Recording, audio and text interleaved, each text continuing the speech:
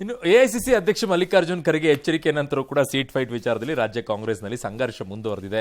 ಈಗ ಹಲವು ರೀತಿಯಾಗಿ ಮಾತನಾಡಿದ್ದಾರೆ. ಏನ್ ಮಾತಾಡಿದ್ದಾರೆ ನೋಡೋಣ.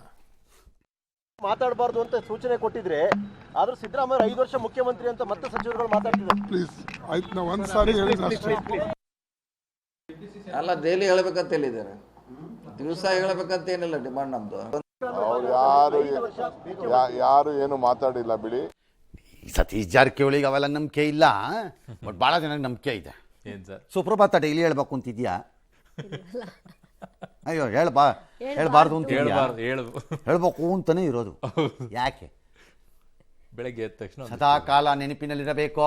ಹೌದು, ಮುಖ್ಯಮಂತ್ರಿ ಮುಂದೆ ಆಗಾಗ್ಗೆ ಕಾಣಿಸಿಕೊಳ್ಳದಿದ್ದರೆ ಯಾರೇವನು ಅಂತಾರೆ, ಸರ್ ನಾ MLA ಸರ್, ಹೌದಾ ಕಾಣಿಸ್ತಾನೆ ಇರಲಿಲ್ಲ ನೀನು ಅಂದ್ಬಿಡ್ತಾರೆ. ಆಮೇಲೆ ಕಾಣಿಸ್ಬೇಕು. ಕೆಲವು ಸರಿ ಕಿವಿಡ್ರಿ ಇರ್ತಾರೆ, ಅವ್ರು ಕೇಳಂಗೆ ಮಾಡಬೇಕು. ನೆನಪು ಮಾಡ್ತಾ ಇರ್ಬೇಕು. ಇನ್ನು ಬಿಜೆಪಿಯಲ್ಲೂ ಪಟ್ಟದ ಫೈಟ್ ಜೋರಾಗಿದೆ. ರಾಜ್ಯಾಧ್ಯಕ್ಷ ಸ್ಥಾನದ ಚುನಾವಣೆಯಲ್ಲಿ ವಿಜಯೇಂದ್ರ ಅಲ್ಲೂವಾ ಸರ್ ಏನಿದೆ ಅಲ್ಲಿ?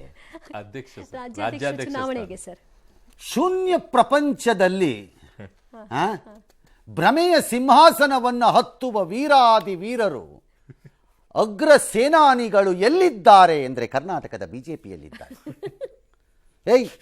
ಈ ಸುದ್ದಿ ತಗೊಂಡು ನನ್ನ ಟೈಮ್ ವೇಸ್ಟ್ ಮಾಡಿ